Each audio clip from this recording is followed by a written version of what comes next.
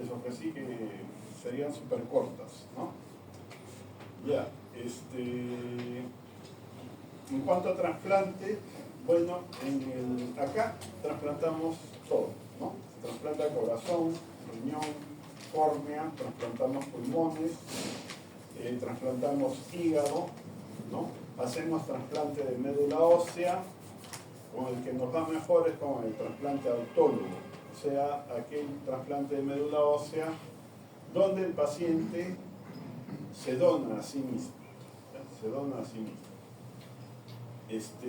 Y está indicado, obviamente, en determinadas situaciones, ¿ya? Hay 4 tipos de trasplante. El trasplante autólogo o autógeno, donde el paciente se dona el tejido. El ejemplo lo tenemos en los quemados, ¿no? Se saca piel de un lado del cuerpo para ponerlo en el área afectada. Ese trasplante no es rechazado, ¿ya? No tiene rechazo. El segundo tipo de trasplante es el que se puede dar entre 2 sujetos genéticamente idénticos, o sea, el trigénico. Como comparten exactamente las mismas determinantes antigénicas, entonces ese tipo de trasplante tampoco se rechaza. El tercero es el más frecuente, el alotrasplante o trasplante halogénico, que se da entre dos sujetos diferentes de la misma especie. Entonces ahí sí van a haber diferencias antigénicas y el trasplante puede ser rechazado, ¿no? En esta situación es necesario hacer estudios de lo que se llama compatibilidad donante-receptor. Y en los operativos de trasplante lo que se busca es que el paciente y el donante compartan la mayor cantidad de antígenos posibles. ¿Y qué antígenos son los que se busca que compartan? Antígenos HLA, ¿ya? Mientras más antígenos compartan, entonces el pronóstico va a ser mejor. Bueno, con todo, el tejido extraño siempre es rechazado. Entonces el segundo paso es instalar un buen régimen inmunosupresor, ¿ya?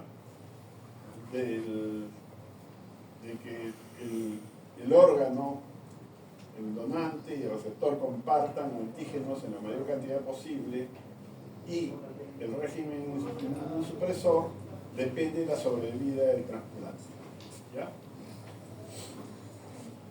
Y el cuarto tipo de trasplante es el xenogénico, que se va a dar entre 2 sujetos de especies diferentes, ¿no? En el mundo se está probando el trasplante de hígado con hígado de cerdo, porque anatómicamente el hígado del cerdo es muy parecido al hígado humano. Y se están haciendo, o se están generando, me parece, cerdos genéticamente modificados, cuyos hígados pues, podrían ser utilizados más adelante para trasplante en humanos. Bueno, ¿qué es el trasplante? El trasplante consiste en tomar tejidos o células para colocarlos en un sujeto, ¿no? La idea es que recupere la función, ¿no? Para que recupere la función. El trasplante que se hace más frecuente es el de tejido sanguíneo, y es la transfusión sanguínea, ¿no?, el que se utiliza con más frecuencia.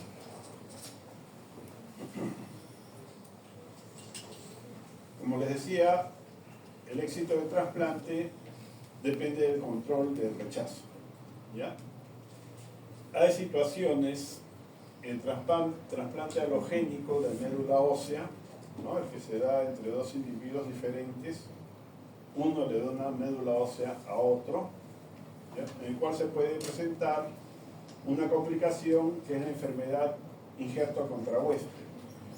Básicamente lo que sucede es lo siguiente: el paciente que va a recibir el trasplante de médula, antes del procedimiento es sometido a sesiones de quimioterapia a dosis muy altas, muy altas, ¿no? 10 veces más de lo que se da normalmente en el tratamiento de cáncer. La idea es eliminar todo vestigio celular en la médula ósea. Todo. Tiene que eliminarse todo. Una vez que el paciente ya está preparado, lo que se hace es someter al donante a un procedimiento de colecta de células progenitoras. ¿Ya? Son varias sesiones, 3 o 4 sesiones, en las cuales se van colectando células progenitoras y estas células se van a ir preservando. El día del trasplante lo que se hace es transfundir las células progenitoras, igual como se transfunde un paquete de sangre, igualito, ¿no? ¿Por qué es así? Porque las células progenitoras tienen un tropismo por la médula ósea y se van a dirigir a la médula ósea y se van a ubicar en los nichos donde van a comenzar a proliferar. ¿Cómo sabemos que el trasplante es exitoso? Porque se va monitorizando las cuentas de polimorfos nucleares, ¿no? En la medida que los polimorfos nucleares comienzan a aparecer y comienzan a incrementar en número, quiere decir que esa médula ósea está funcionando. Puede suceder, ¿no?, que las células que han sido trasplantadas al paciente comiencen a reaccionar contra los antígenos del hospedero, dando lugar a la aparición de la enfermedad injerto contrahuésped, que es una complicación indeseable que puede terminar siendo mortal, ¿no? Y se caracteriza principalmente por desfacelación de la mucosa intestinal, ¿no?, y también daño severo a nivel de la piel, entre otras manifestaciones, por supuesto. Esa es una de las complicaciones que los hematólogos trasplantadores evitan a toda costa. Como les comentaba hace un rato, trasplantamos todo, ¿no? Córnea, riñón, corazón. Los trasplantes combinados, pulmón, corazón, eso creo que no lo hacemos, pero hígado sí. Y en hígado se trasplanta órgano completo y también trasplantamos segmentos. La semana pasada, me parece, fue la noticia de que en el Hospital del Niño de San Borja una mamá había donado hígado a su hijito de 5 años, o hijita, no sé, que había tenido una hepatitis fulminante, ¿no? Entonces, en ese caso se trasplanta un segmento del hígado. No se puede trasplantar el hígado completo de la madre, porque el hígado de la madre no entra en la cavidad abdominal del niño, pues, ¿no? Entonces se separa un segmento y se coloca en el receptor, ¿ya? Bueno, células stem cell, les acabo de comentar, y piel, les comenté al inicio, ¿no?, que se utiliza para el caso de quemados. Para el trasplante, primero es necesario tener al donante, ¿ya?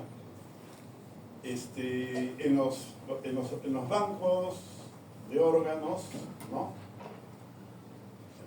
se tienen listas de pacientes que requieren trasplante, principalmente de riñón. Y a esos pacientes que están a la espera de ser trasplantados, se les hace un estudio de fenotipo HLA. O sea, ya se sabe cómo es la expresión HLA de esos pacientes. ¿Quiénes son los candidatos a ser donantes de órganos? Bueno, no son los que mueren atropellados en la Panamericana Sur. Tampoco son los que son asesinados por sicarios, ¿no? Esos tampoco son candidatos, ¿ya? El mejor candidato es el que está en la tercera década de la vida, entre los 20 y 25 años, ¿no?, y que estudia medicina en la URP, ¿ya? Porque es gente joven, es gente sana, que ha tenido una vida saludable, ¿no? No ha tenido enfermedades infectocontagiosas serias, ¿no es cierto? Y ha tenido un TEC grave. Ha tenido un TEC grave, ¿no? Lo llevan al hospital, está con sus signos vitales bien todavía, y en el hospital pasa a la UCI. En el hospital le dan todo el soporte, en la unidad de cuidados intensivos, todo el soporte para poder sacarlo del TEC primero y después del coma, ¿no? Lo que sucede es que no logra salir y cae en muerte cerebral. Ese es el donante, que es declarado muerto por muerte cerebral. Pero, como está conectado a equipos, a respiradores y otras cosas, los órganos siguen funcionando. Y ahí entra el operativo, se inicia el operativo de trasplante. La primera parte del operativo es que se activa un equipo que se llama equipo de procura, que va a conversar con la familia para pedirle que permita que su pariente, que acaba de morir, ¿no?, y ha sido declarado con muerte cerebral, sea donante de órganos. Si la familia accede, entonces se procede con el operativo, ¿no? El donante es llevado a sala de operaciones, donde va a haber un equipo de cirujanos que se va a encargar de la exéresis de los órganos. ¿Qué se puede retirar? Los 2 riñones, el corazón, los pulmones, ¿no?, las córneas, el hígado, ¿no es cierto? Mientras se hacen las exéresis de los órganos, en el hospital se prepara otro equipo de cirujanos, que es el equipo que se encarga de hacer el trasplante, ¿ya?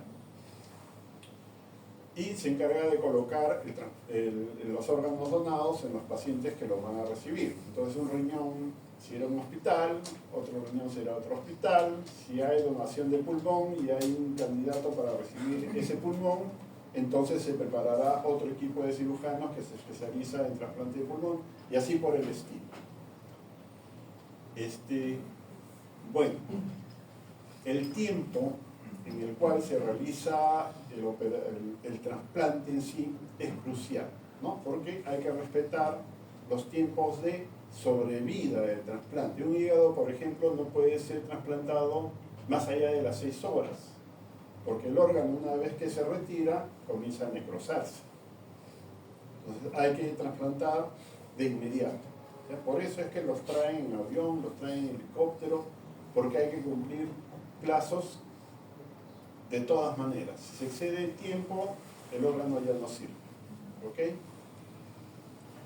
Si se trasplanta un órgano que está en el límite del tiempo, también el trasplante puede fallar. Puede ser que sala de operaciones, el paciente salga con el órgano funcionando, pero que después estos pacientes todititos pasan a UCI, ¿no?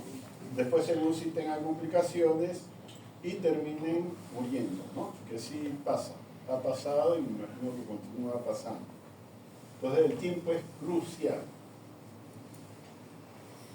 Bien, las clases de injerto, ya les comenté el autoinjerto o injerto autólogo, ¿no?, que se hace uno mismo. Acá no hay rechazo. El injerto singénico o sin injerto, como son genéticamente idénticos, no hay rechazo.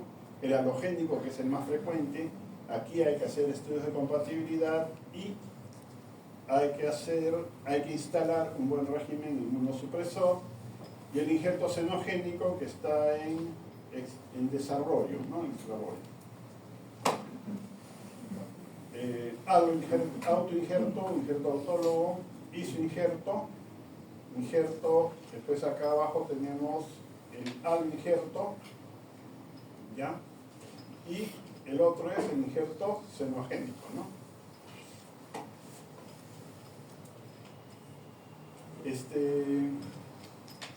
Bueno, ¿contra qué antígenos está dirigida la respuesta inmune? Principalmente contra los grupos sanguíneos, el sistema BO, ¿ya? Y el principal es contra los antígenos HLA, ¿ya? Nuevamente les repito, en los estudios o en los operativos de trasplante lo que se busca es que el donante y el receptor compartan la mayor cantidad de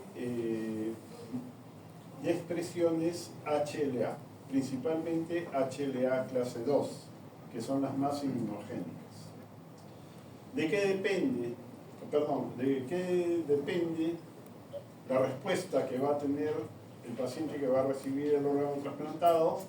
En primer lugar, de qué tan diferentes sean antigénicamente el órgano trasplantado y los tejidos del hospedero. La capacidad de reacción inmune del huésped. No es lo mismo trasplantar a un paciente inmunocompetente, ¿no?, que hacerlo con un inmunosuprimido severo. El inmunosuprimido severo simplemente no va a reaccionar, porque no tiene capacidad de respuesta.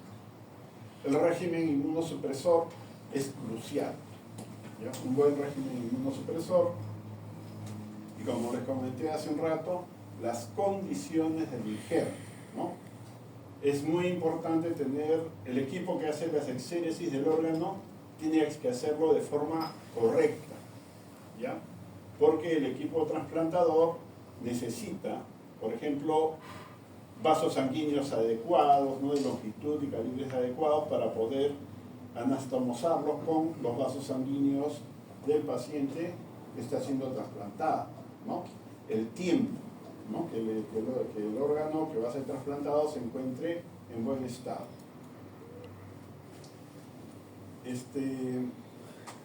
Se ha observado que la respuesta contra los antígenos de los órganos trasplantados es más potente a lo que se observa en el caso de procesos infecciosos agudos, ¿no? Si en una infección viral, por ejemplo, se encuentra un linfocito T activado por cada 100.000 células, en el caso de trasplante se puede encontrar un linfocito T activado por cada 100 o 1.000 células, ¿no? O sea, la respuesta inmune contra los órganos trasplantados puede ser de 100 a 1.000 veces mayor o más potente. Bueno, la reactividad es la respuesta inmune que se va a dar contra los antígenos del órgano que proviene de un sujeto diferente de la misma especie, ¿ya? Y está dirigida principalmente contra el complejo principal de histocompatibilidad. Estos antígenos pueden ser reconocidos de dos maneras. Una es la llamada vía de reconocimiento directa y la otra es la vía de reconocimiento indirecta. En el caso de la vía de reconocimiento directa, lo primero que tenemos que tener en cuenta es que cuando se trasplanta un órgano, no solo se trasplanta el parénquima, ¿no? El riñón no solo son glomérulos, también van a haber células dendríticas, van a haber macrófagos, van a haber linfocitos, van a haber una serie de células que van a ser capaces de presentar los antígenos que están presentes en el órgano trasplantado. Y estas células, una vez que están instaladas en el receptor, van a salir del órgano trasplantado y van a comenzar a recircular, ¿ya? Y van a presentar los antígenos del órgano trasplantado. Como hay una presentación directa del antígeno del tejido trasplantado, entonces se va a dar la vía de reconocimiento directa. En el otro caso, las células presentadoras del receptor van a tomar o van a fagocitar a las células del órgano trasplantado, ¿ya? Las van a procesar y van a presentar los antígenos. Como eso lo hace la célula del paciente que recibe el órgano, a eso se le llama la vía de reconocimiento indirecta. Bien, el órgano en este caso primero se trasplanta y, como ven, después de un tiempo las células inmunes se van a circular por el cuerpo, por el organismo del paciente que recibe el órgano, ¿ya? Y de paso presentan sus antígenos, vía de reconocimiento directo. ¿Ok?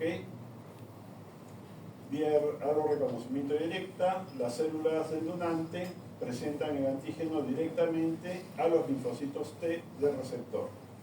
En la vía de reconocimiento indirecta, la célula presentadora del receptor toma a las células del donante, las procesa y presenta los antígenos, ya para la activación de los linfocitos T del receptor. La activación del linfocito T, hay dos teorías por las cuales se propone este tipo de respuesta. Una dice que las señales que son generadas por un solo antígeno al momento de la presentación antigénica no son suficientes y es necesario que haya una suma de señalizaciones. O sea, tienen que presentarse varios antígenos diferentes para obtener la respuesta y la activación de los linfocitos T, ¿no? A ese modelo se le llama el modelo de alta densidad de determinantes. El otro dice que no, cada antígeno que se presente es capaz de activar una clona de linfocitos a la vez, ¿no? Y a ese modelo se le llama el modelo de determinantes múltiples. El modelo de determinantes múltiples explica, ¿no?, la respuesta contra diferentes antígenos del órgano trasplantado. Y acá tenemos el de alta densidad de determinantes, son varios antígenos que son presentados de forma simultánea, de manera que las señales se suman, permitiendo la activación del linfocito T. Y la otra teoría, la de determinantes múltiples, cada antígeno es capaz de activar a una clona de linfocitos T diferente. Hay otro grupo de antígenos que son los HLA menores que están involucrados en lo que es el rechazo crónico. ¿Ya? El HLA menor es una molécula que no va a estar presente al momento del armado de la molécula HLA. Es una molécula que se integra después, ¿no? Y hace muchos años que se la ha identificado como uno de los antígenos contra los cuales va dirigida la respuesta inmune en el caso del rechazo crónico.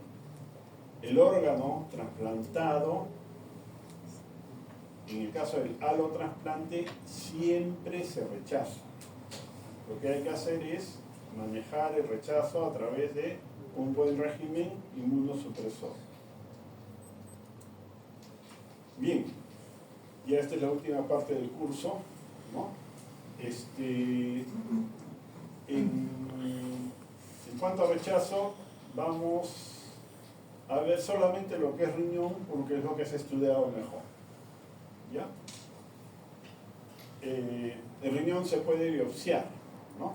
Y con el riñón es también con lo que hay muchísima experiencia.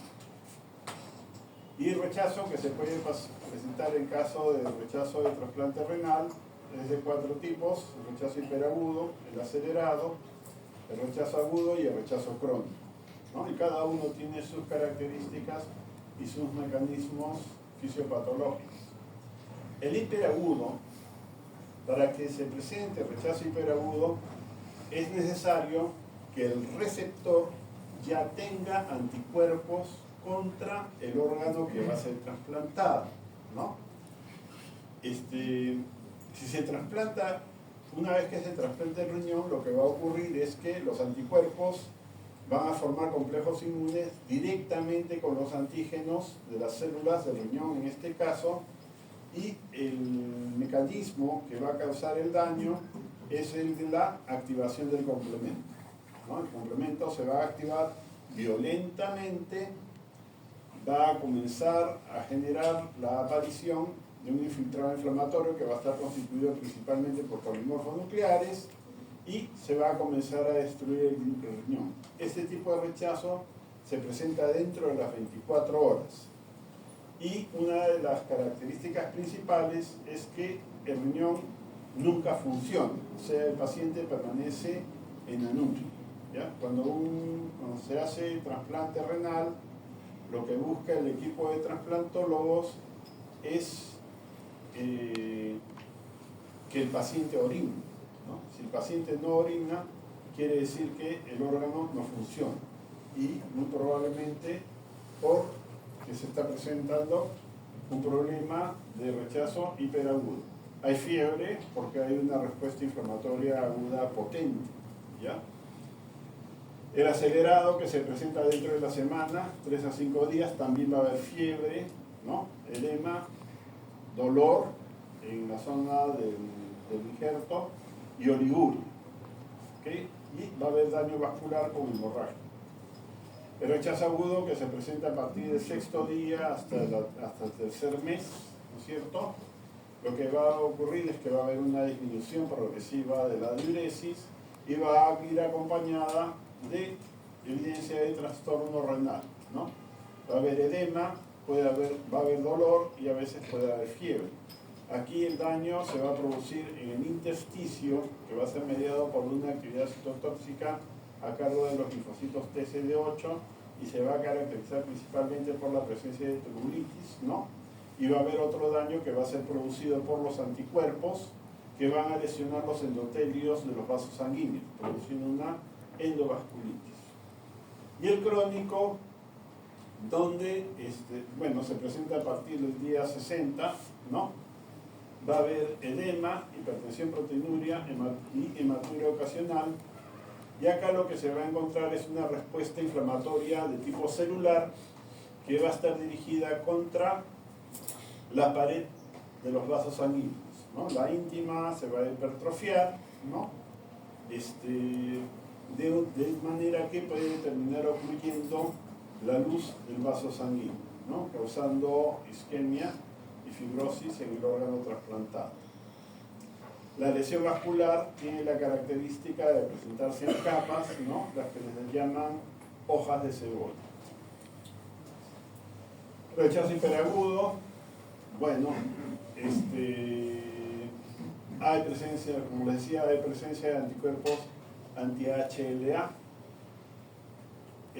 Los anticuerpos anti-HLA se presentan, por ejemplo, en mujeres que han gestado, ¿no? Las gestantes desarrollan anticuerpos contra los antígenos HLA del padre, ¿ya? O sea que es verdad que las mujeres hacen anticuerpos contra el esposo, ¿no? Si las embarazan. Eso es cierto. Mientras más gestaciones hay, más anticuerpos anti-HLA. Y mientras más padres diferentes hay, la variedad va a ser mayor, ¿no? Porque son antígenos diferentes, ¿ya? Pacientes que han recibido trasplantes previos, ¿no?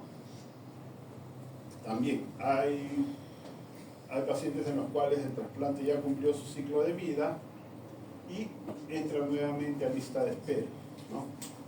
Ellos definitivamente tienen anticuerpos anti-HLA, ¿ya?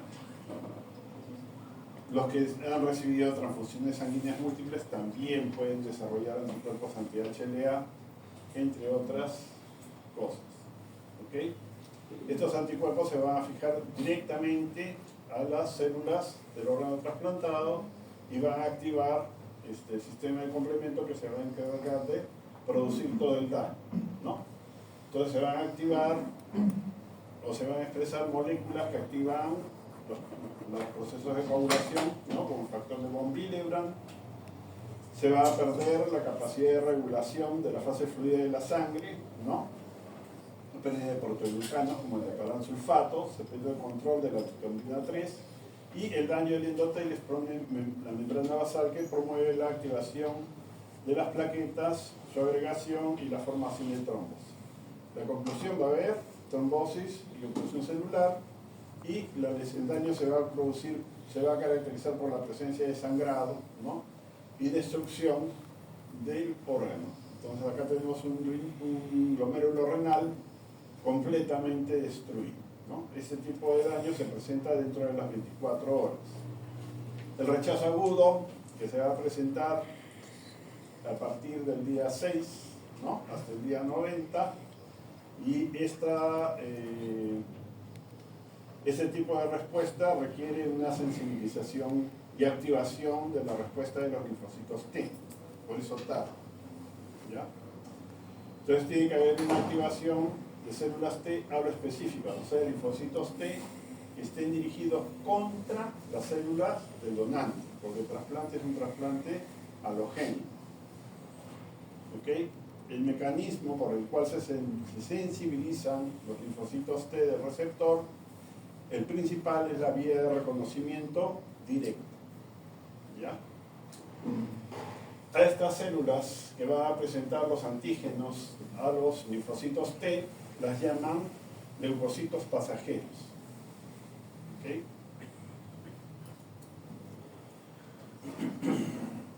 Bien, entonces al momento de la activación se van a activar por supuesto linfocitos T, CD4, CD8 y la respuesta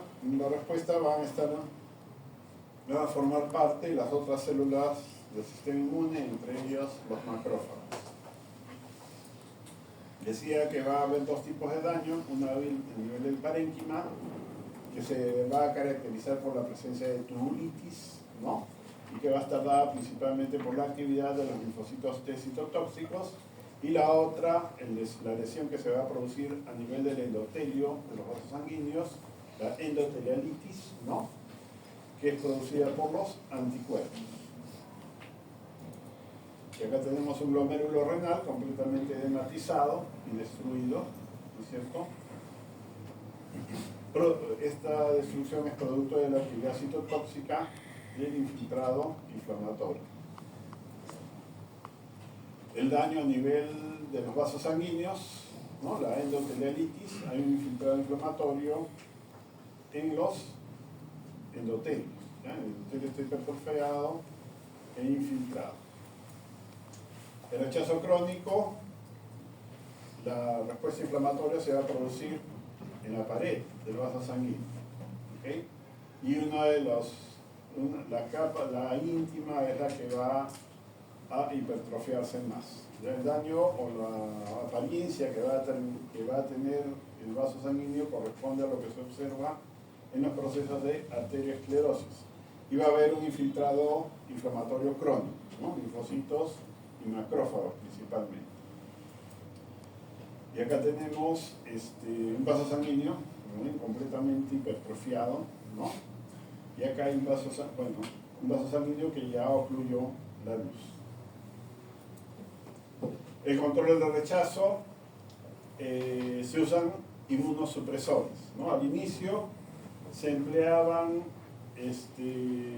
además de los estudios de compatibilidad donante-receptor, está el uso de inmunosupresores. Al inicio, como les comentaba, se usaban estos medicamentos, la 6-mercaptopurina, azathioprina y el ácido micofenólico. El ácido micofenólico todavía se utiliza, por ejemplo, en los procesos de enfermedades autoinmunes. Se puede usar ácido micofenólico, ¿no? Para el caso de trasplante ya no. Para el caso de trasplante comenzó a usarse primero la ciclosporina, que en muchos países ha caído en desuso, ¿no? Acá todavía la utilizamos. Fue reemplazada primero por el tacrolimus, y existen otros dos que son el sirolimus y el everolimus. Todos van orientados al control de la respuesta de los linfocitos T. El caso de la ciclosporina controla la actividad de la calcineurina, ¿ya? Inhibe la producción directamente de la interleuquina 2, que es el factor de crecimiento del linfocito T. El tacrolimus inhibe la actividad de la calcineurina y el efecto es el mismo al que tiene la ciclosporina, ¿ya? Y el sirolimus o rapamicina lo que hace es bloquear la señalización. ¿Ya? La señalización que es producto de las interacciones que tiene la interleuquina 2 con su receptor. Bueno, la enfermedad de injerto contra huésped ya se las expliqué al inicio, ¿no? Las condiciones para que no se presente: un estudio de compatibilidad bien realizado, el donante de médula ósea y el receptor tienen que ser haploidénticos, ¿no? Haploidénticos. Si en la familia no hay haploidénticos, entonces hay que buscar en el mundo, ¿no? Hay que buscar en varios millones, ¿no? Los bancos genéticos para encontrar algún donante potencial que sea prudente. Remover las células T del injerto, todas. Estos trasplantes habitualmente son irradiados para eliminar a las células T y el régimen inmunosupresor es crucial. Muy bien, se acabó el curso. El examen es el próximo martes, el examen final. El sustitutorio se va a tomar el jueves. ¿Ya? Ya, entonces son las 9 de la noche y ya acabó la clase. Podemos irnos. Ah, ¿verdad?